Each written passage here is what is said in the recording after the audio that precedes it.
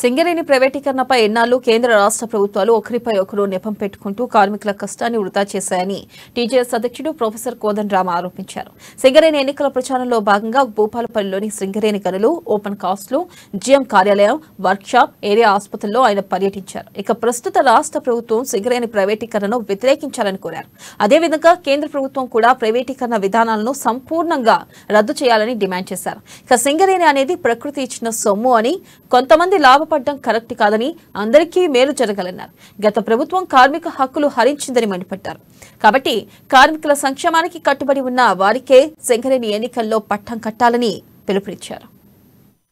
ఒక ఇల్లు క్వార్టర్ మంజూరు కావాలన్నా లేదంటే పోస్టింగ్ గురించి ఏదన్నా ఒక నిర్ణయాన్ని సాధించుకోవాలన్నా రాజకీయ నాయకత్వమే జోక్యం చేసుకుని నిర్ణయాలు చేస్తున్నారు.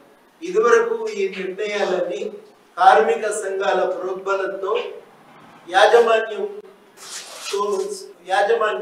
అంటే కార్మిక సంఘాలను బలహీనపరుస్తూ వాటి పాత్రను కుదిస్తూ ఇవాళ రాజకీయ నాయకత్వం ప్రవేశించడం అనేది శోచనీయం. దీనివల్ల జరుగుతున్నది ఏంటంటే కార్మికుల యొక్క శక్తి తగ్గిపోతుంది, కార్మిక సంఘాలు బలహీనమైపోతుంది, మొత్తం అధికారం అంతా రాజకీయ నాయకుల చేతుల్లో వెళ్ళిపోతుంది. వాళ్ళ ఇష్టానుసారంగా నిర్ణయాలు